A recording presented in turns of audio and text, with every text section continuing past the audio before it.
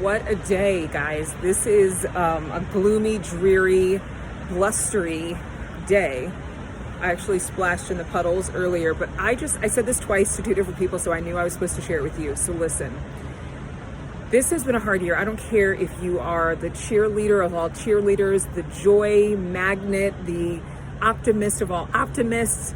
This was and is a challenging year. And I'm not talking to you today about silver linings. I'm talking to you about how are we going to end 2020? What are we going to do to enter into 2021 with some level of hope? You know, I was thinking about this the other day, and we have to have a language of optimism. We can't just think happy thoughts. We can't, there was a woman who taught me years ago, you can't fight thoughts with thoughts. When you start thinking about how bad things are or how dire things are, immediately you have to conquer that thought with words spoken out of your mouth. They have to be said out loud. And the reason why is because you have to speak loud enough to stop the screaming that you hear in your own head. And it's taken me some days to get to this point. I'm a people person. The isolation affected me. It actually caused me some, severe days of heartbreak, heartache. I felt for the people who were alone. I felt for the people who were isolated. I longed for that human interaction. There's a lot of grieving. There's a lot of pain. We see it on television. We see it on social media. But I'm deciding to create my own expectancy.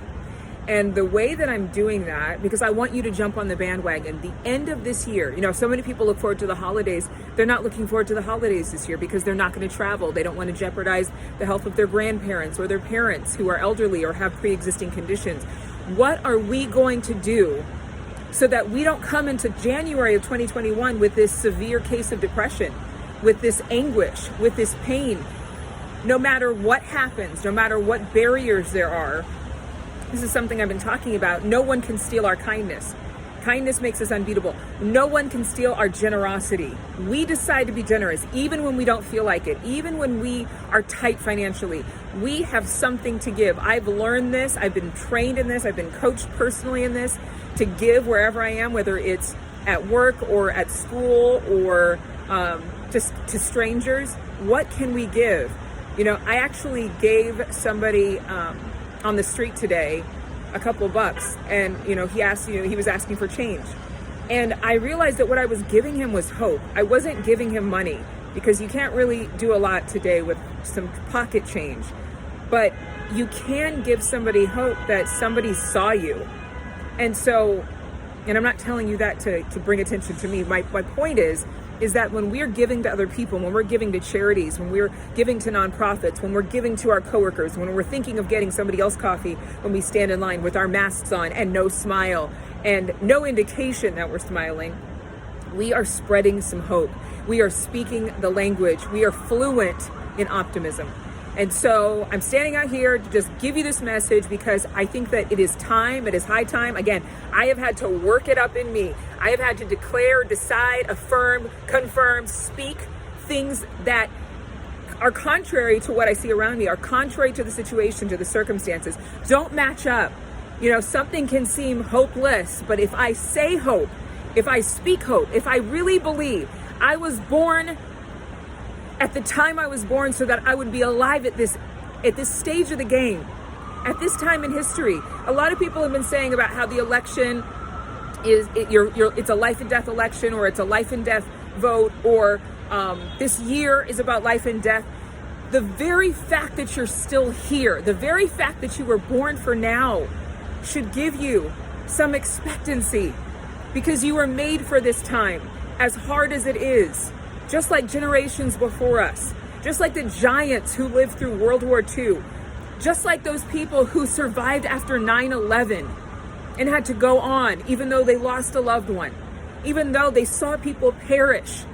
This is the time for us to build expectancy leading into November and December. And the way that we can do that is by giving to other people, by giving to causes, by stretching outside of ourselves, for having hope, and for speaking out what we want and writing it down. Somebody asked me today, what's your personal mission statement? I'm going to reply to them. But more importantly, I'm writing down the things that I want to see accomplished. I'm stretching outside of myself. And I'm just encouraging you to do this too.